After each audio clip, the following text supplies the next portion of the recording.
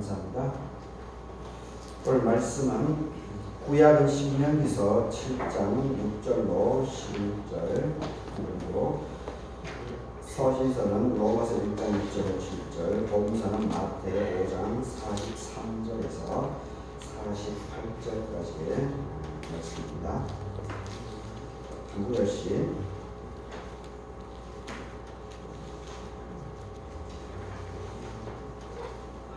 읽어보도록 하겠습니다.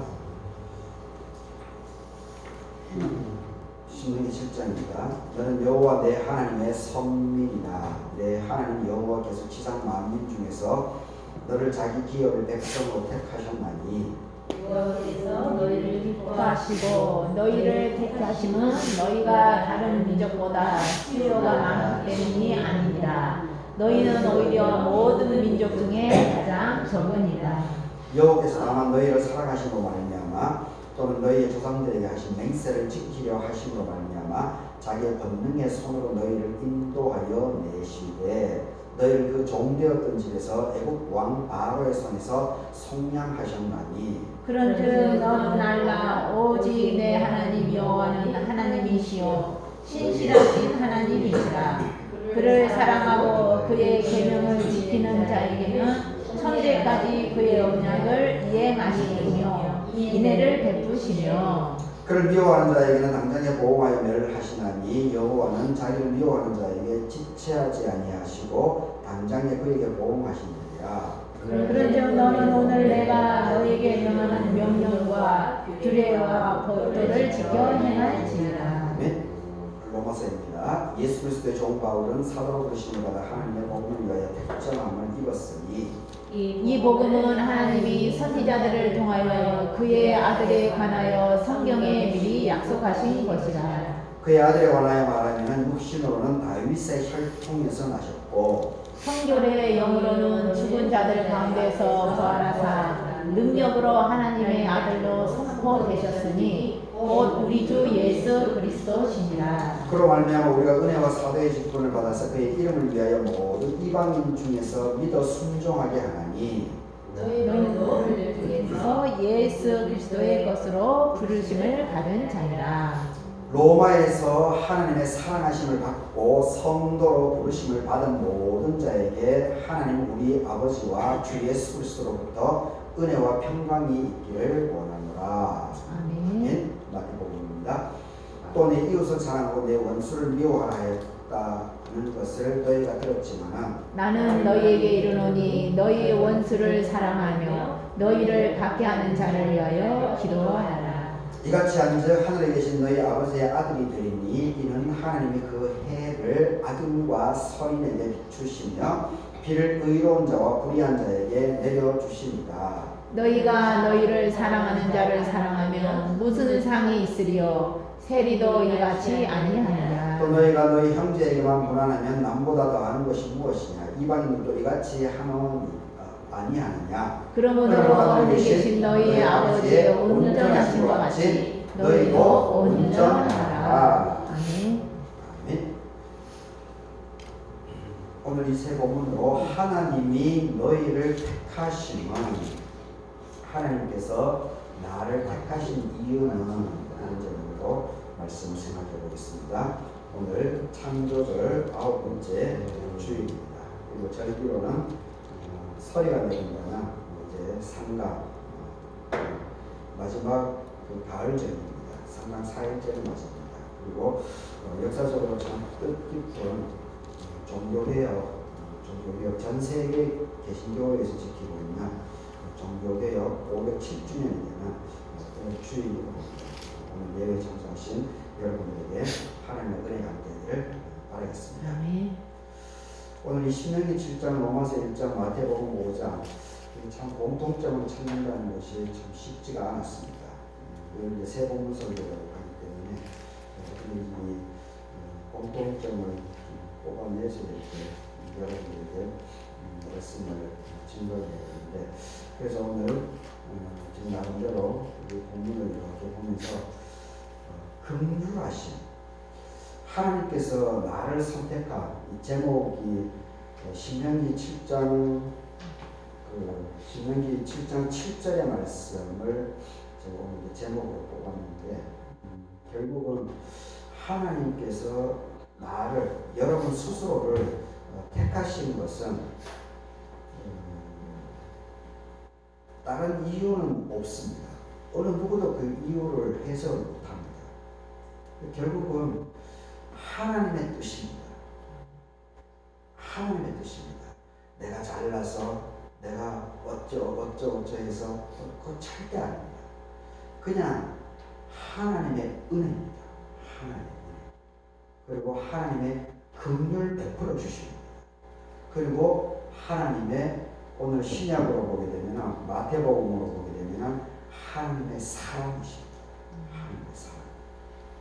그 이외에는 그 어느 누구도 그 어떤 것도 이렇게 답을 하는 것들이 참 쉽지가 않은 것 같습니다. 우리 갈릴교회가 만들어진 것도 그렇습니다.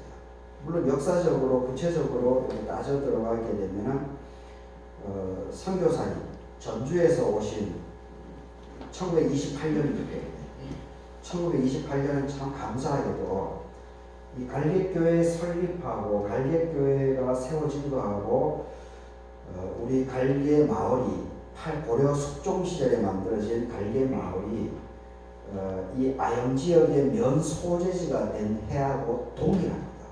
참 저는 생각할수록 참 하나님의 참 묘한 역사구나 그런 생각이 드는데 1928년 10월 20일 날 76년 전이죠 이제 96년 96년 전 그때 갈릴교회가 창립이 됩니다. 그리고 마을이 면 소재지가 된 것을 제가 구체적으로 정확하게는 모르겠습니다. 근데 1928년은 맞습니다. 1928년에 우리 아연면 소재지가 바로 여기로 결정이 됩니다. 근데 그 결정되는 과정 속에서 제가 알고 있기로는 제 상식으로는 함양 박씨들의 영향력이 많았다고 저는 그렇게 알고 있습니다. 이 정보가 정확한지는 모르겠습니다. 그건 이제 제가 더 알아봐야 되겠지만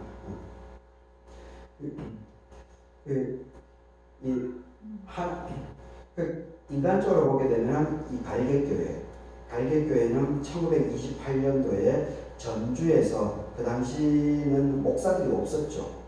목사들이 별로 없었기 때문에 목사들이 순회를 했습니다. 순회를 주일날 이 전주에서 예배를 드리고 그리고 남원으로 오시고 물론 이제 남원제일교회는 그때 목사가 있었죠. 남원제일교회는 목사가 있었기 때문에 남원제일교회에서 예배를 드리고 그리고 점심 식사하고 그리고 또 오후에 또 이 지역을 그래서 이 운봉으로 그리고 아영으로 그러면서 함양으로 이렇게 넘어가는 과정 속에서 바로 우리 갈게 면 소재지가 되었기 때문에 여기를 들린 거죠.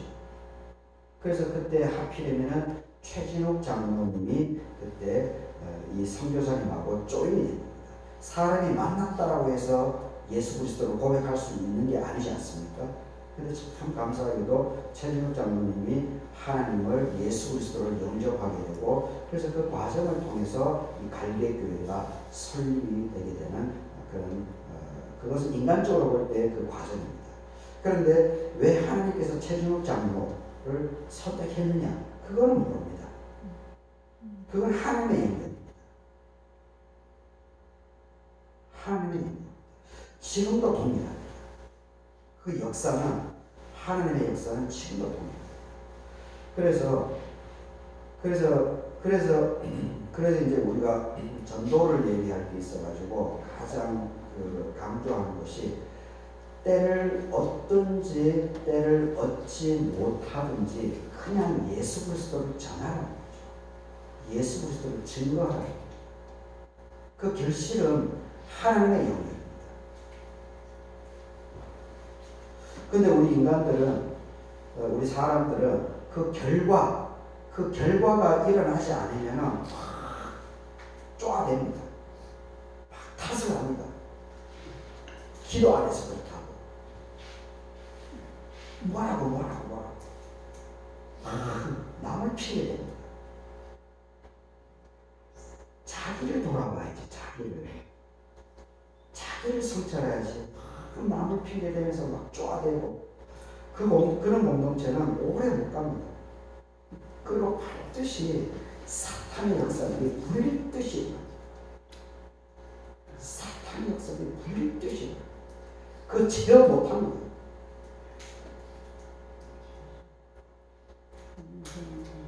무슨 일이든지 항상 자기를 성찰해야 됩니다. 자기를. 남에게 화살을 돌리는 순간 곧바로 그 공동체는 언젠가는 붕괴됩니다. 상처받고 찢어지고 난리가 없어요. 참 오늘 507주년 되는 종교개혁인데 제가 참 오늘 사실 날밤을 샜습니다. 참 마음이 무겁습니다. 오늘 오후에 진행되는 이 광화문에서 보수 교단에서 200만 명 총동원해서 기도해야 한다라고. 참 이게 참 만만치 않습니다.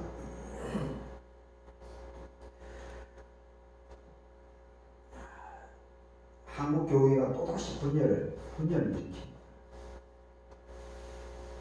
한국 교회가 지금 오늘의 이 사건으로 인해서 지금 벌써 양측이 아주 날카롭게 대립하고 있습니다. 이걸 찬성하는 쪽하고 반대하는 쪽하고, 그리고 이것이 정치 권력하고 지금 상당히 교감이 이루어져 나가기 때문에 이게 더 한국 교회의 분열에 엄청난 씨앗이 될 겁니다. 개인적으로는 저는 찬성하지 않습니다. 오늘 200만 모이려고 하는 것. 그런데 그 취지는 저는 공감을 합니다. 그 취지는 절대적으로 공감합니다. 그 취지는 정말 좋은 겁니다. 두 가지 때문에 모이는 겁니다. 이분들이 이제 슬로건을 내거는 거죠. 앞에 타이틀로 내거는 거.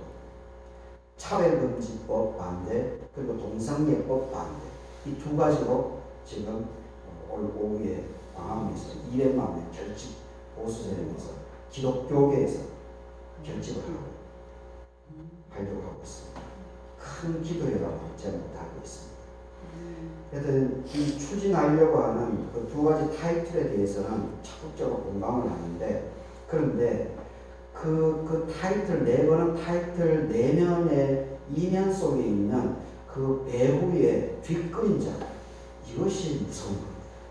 이것은 절대 지금 드러내지 않고 있죠. 하지만 아는 사람들은 알고 있죠. 참 이게 무섭습니다. 아주 무섭습니다. 그리고 참 쉽게 얘기하지 못합니다. 뭐 저야 이제 시골에 여러분들하고 10가정 14명 여러분들하고 이제까지 20년째 있었기 때문에 지금 이걸 쉽게 지금 얘기를 하는데, 좀 한 500, 한 1000명 되는 교회 목회자들 절대 이런 얘기 주일 설교에서 쉽게 얘기하죠. 자기 생각이 있더라도 다 숨기면서 그 일반적인 얘기만 두리뭉실하게 그렇게 하고 넘어갑니다. 여튼 제 마음이 참 무거운데, 여튼 이 종교개혁은 1517년이죠. 1517년 10월 31일이죠. 그걸 이제 기점으로 삼고 있는데, 그것이 바로 1517년 10월 31일, 그것을 기점으로 삼는 이유는 딱 한 가지입니다. 그때 이제 루터가 비텐베르그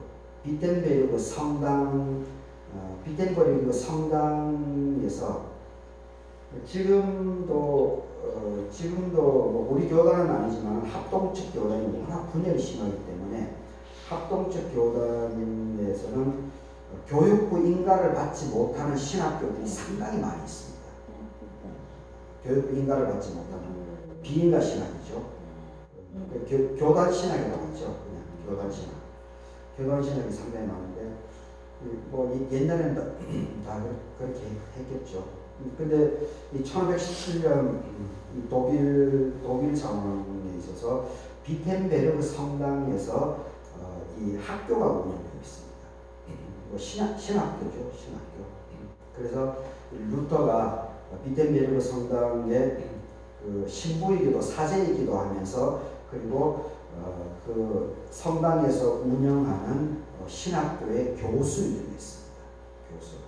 그래서 이 루터가 그 당시에 이제 상황을 이렇게 돌아보면서 신학교 학생들에게 같이 지금의 지금의 상황을 너희들은 어떻게 생각하는지, 그리고 나는 어떻게 생각하는지 이것을 얘기를 해보자. 같이 토론을 해보자. 그런 생각으로 95개의 그 주제를 루터가 뽑은 겁니다. 그래서 그 학교 게시판입니다. 학교 게시판. 지금 이제 독일에 가게 되면 그 비텐베르크 성당 이제 문으로 되어 있는데 그게 워낙 유명하기 때문에 95개조 그 조항을 아예 그 청동으로 해가지고 아예 다 이렇게 새겨놨죠. 독일어로. 사실 그 95개조 반박문이라고 하는 것이 토론 주제입니다. 토론 주제. 신학을 공부하는 학생들에게 지금 내가 볼 때 이 지금 사회가 가톨릭 이 성당이라고 하는 것이, 그리고 교황이라고 하는 것이, 그리고 주교라고 하는 사제들이 이게 성경을 왜곡한다. 성경의 말씀대로 가르치지 않는다. 그래서 내가 볼 때는 한 95개 정도로 정리할 수 있다. 그런 겁니다. 그런데 이것이 엄청난 폭발력을, 석유에 불을 던지듯이 아주 엄청난 기폭제가 되고 있습니다. 그래서 이제 결국은 가톨릭에서 개신교가 이게 프로테스탄티즘이 나오게 되는 그 결정적인 분기점이 바로 루터에 의한 이 사건이기 때문에 종교개혁주의로 이렇게 지금 지키고 있습니다. 근데 사실 이 507년 전에 있었던 그 현상, 그 당시에 이제 루터의 초점을 보자면은, 제가 볼 때는 그 루터의 주장하는 것이 결국은 두 가지 정도로 집중될 수 있는 것 같습니다. 그 95개의 부분을 전체적으로 이렇게 계략적으로 뭐 사람마다 다르겠지만 제가 볼 때는 두 가지 정도로 잡을 수 있을 것 같은데, 첫 번째는 우리가 다 아는 내용이죠. 교회가 뭔가, 교회라는 것이 뭔가, 그리고 또 한 가지는 성경이라는 것이 무엇인가, 성경이라는 것이 하나님의 말씀이라는 것이 무엇인가, 여기에 집중될 수 있다고 봅니다. 그런데 이 부분이 지금도 그거는 2000년 역사 속에서 계속적인 논쟁 지점입니다. 논쟁. 교회가 무엇이고, 그리고 성경이 무엇이고, 그리고 하나님을 우리가 어떻게 고백해야 되고, 이러한 부분들.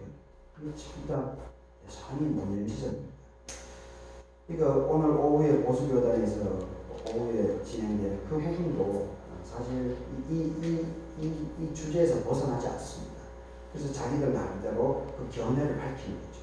그리고 또 한편으로는 그 뒷이면에 정치 권력하고 또 분명히 제가 볼 때는 야합들이 일정 정도 상당히 깊이 있게 개입되어 있다라고 하는 그런 느낌도 좀 받고 있습니다. 결국은 하나님의 말씀인 이 성경, 그리고 제가 지금 목사이기 때문에 설교를 하고 있는데, 이 설교, 이것을 사유화시키는 부분에 사유화한다는 거죠. 여기에 모든 문제점이 있습니다. 하나님의 말씀을 말씀대로 성경의 말씀을 말씀대로 선포를 하고 교인들에게 알려주고, 그리고 그것을 설교를 해야 되는데 자기 생각, 목사 자기 생각, 그리고 목사가 또 이권을 가지고 있고, 이권을 가지고 있어가지고 그 이권을 악용하고, 루터 당시에는 면죄부죠. 면죄부. 죄를 사해주는 것은, 죄 사함은 하나님의 영역입니다. 죄 사함은 하나님의 영역입니다. 근데 이 당시에 교황이라든지 사제들, 신부들, 이 사람들이 어떻게 합니까? 헌금을 많이 하면, 헌금하면 동전이 땡그랑 동전 소리가 나면, 헌금을 많이 내면 내 죄가 사해진다고 이렇게 하나님의 이름으로 거짓 증언을 한 겁니다. 이것이 기폭제가 됩니다.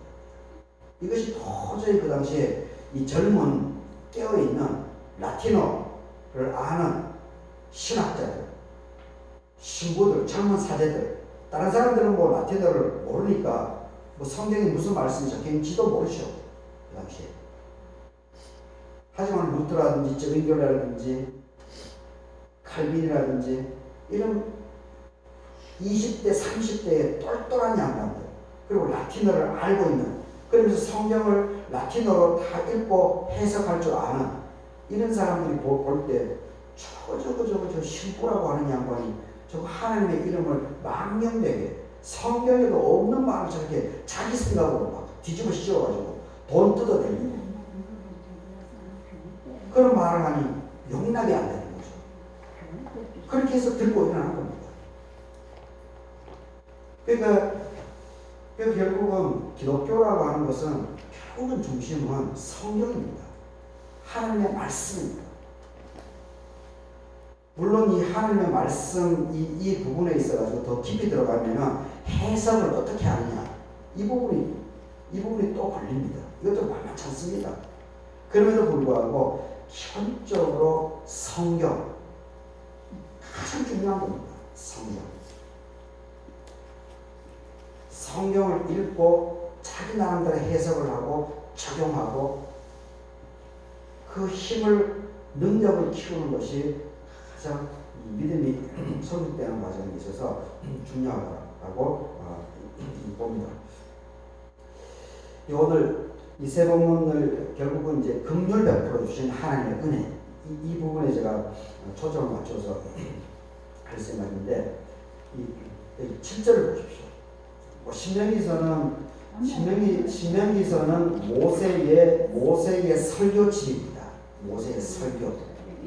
광야 40년 생활을 갈무리하면서 이 광야 시대를 쭉 돌아보면서 너희들이 이제 하나님의 약속의 땅인 가나안에 들어갈 때는 절대적으로 하나님의 말씀대로 살아갈 것을 권면하면서 이야기를 해놓은 것을 모아놓은 것이 신명기서라고 얘기를 하고 있습니다. 근데 하여튼 오늘 7장 이 7절을 보십시오. 같이 한번 읽어보겠습니다.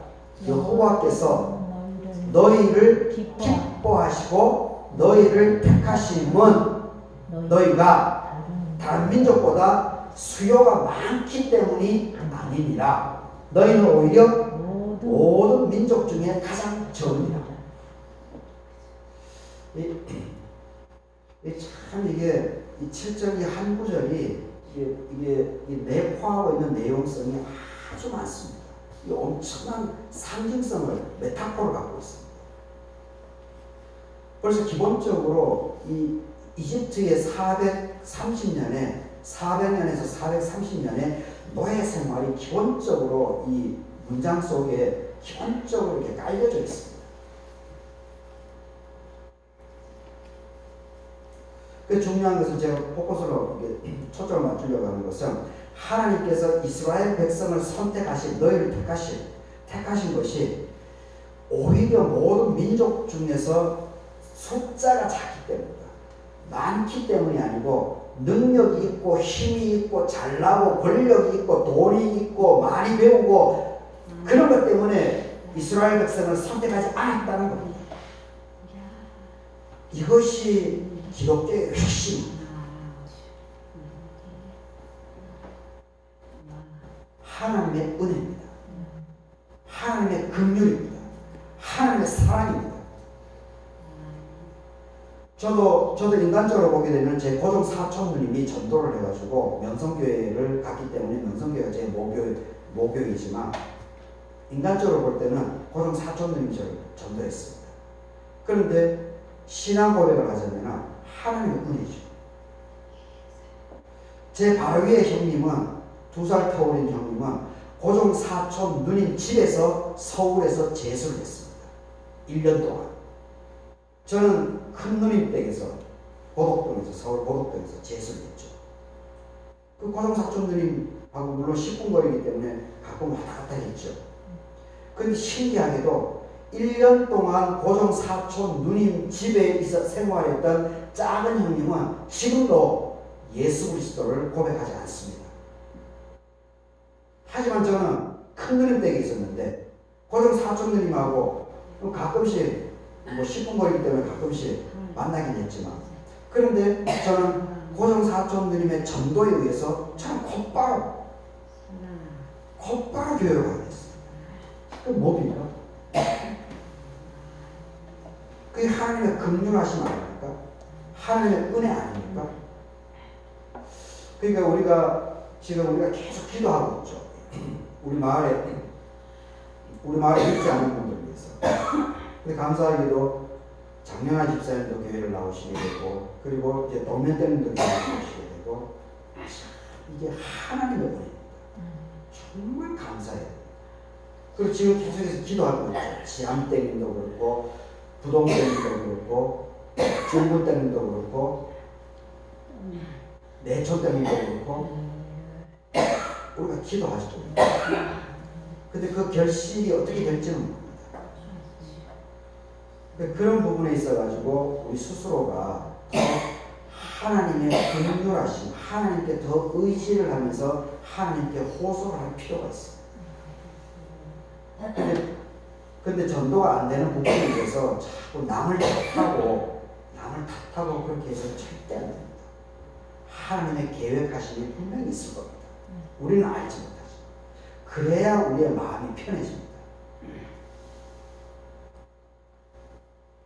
그러지 않고 전도를 해야 되는데 전도가 안 되고 막 그러니까 탓하기 시작하게 되면 괴롭습니다.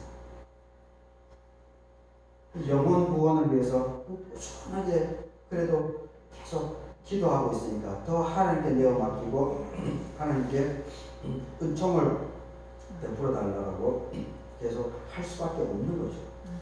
여튼 여호와께서 너희를 기뻐하시고 너희를 택하신 것은 민족 중에 가장 적은 숫자이기 때문에 능력이 있고 잘나고 권력이 있고 많이 배우고 이런 것 때문이 아니고 너희들이 약하기 때문에 너희들이 별 볼일이 없기 때문에 내가 없으면 너희들의 존재감이 드러나지 않기 때문에 내가 너희에게 긍휼을 베풀어 주었다. 이렇게 지금 고백하고 있습니다. 그래서 지금도 하나님의 역사는 꾸준하게 계속해서 그래서 우리가 하나님을 믿고 하나님을 신실하게 고백하고 생활하는 사람들은 반드시 하나님께서 축복을 주게 되고 있습니다. 그런데 이 축복을 누리는 과정 속에서 이게 헷갈아가는 거죠. 내가 잘났다. 하나님의 은혜에 의해서 내가 쓰임받는 것밖에 없는데 잠시 잠깐 하나님께서 복을 주시니까 내가 막 잘났다라고 폼 잡고 막 사람을 무시하고 자기의 지난 세월을 다 잊어버리고 막 사람들 짓밟아버리고 그러는 순간에 하나님의 역사는 끊어집니다. 복은 사라지게 됩니다.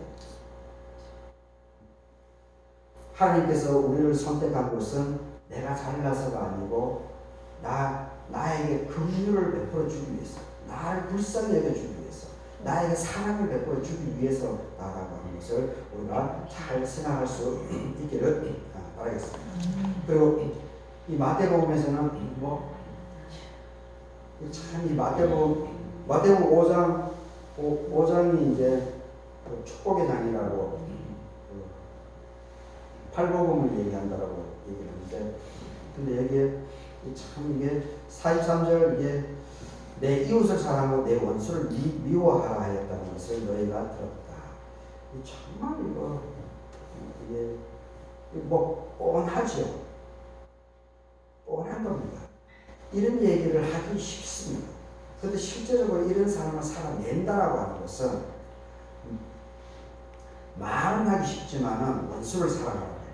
그런데 이것을 아멘으로 받아들여가지고 그것을 이렇게 온전하게 살아낸다라고 하는 것은 이거 지구의 0.1% 이 정도밖에 하면 안 될 겁니다. 저도 여기 택도 없죠. 그러나 우리 한국에서는 손양원 목사님 정도, 손양원 목사님 정도가 이런 삶을 살아간 거죠. 정말 이게 쉽지 않습니다.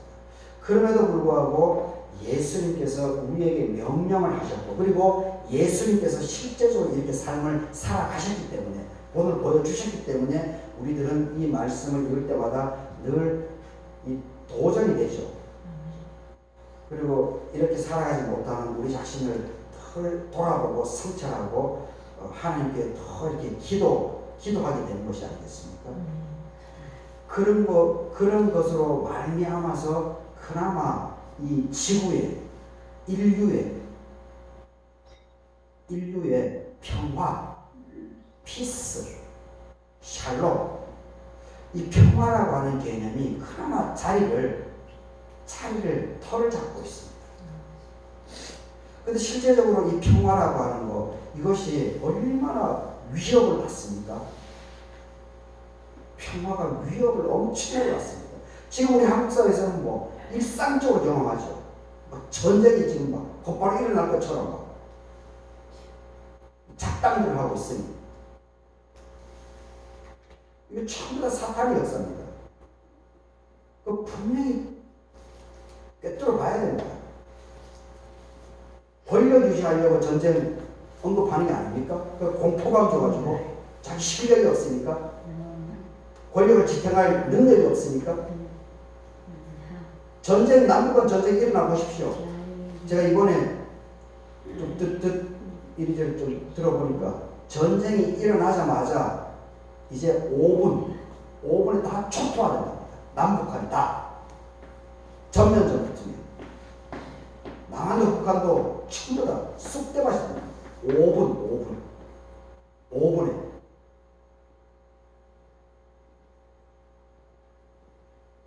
권력자들은 알고 있죠, 이것은. 장난질 치는 거죠. 이게 이 평화라고 하는 것이 평화가 생명입니다. 그리고 평화가 경제입니다. 문재인 대통령이 강조했던 때문인데, 그런 것들이 털을 잡을 수 있는 것들이 바로 이 43절 이 말씀 때문에 그렇습니다. 내 이웃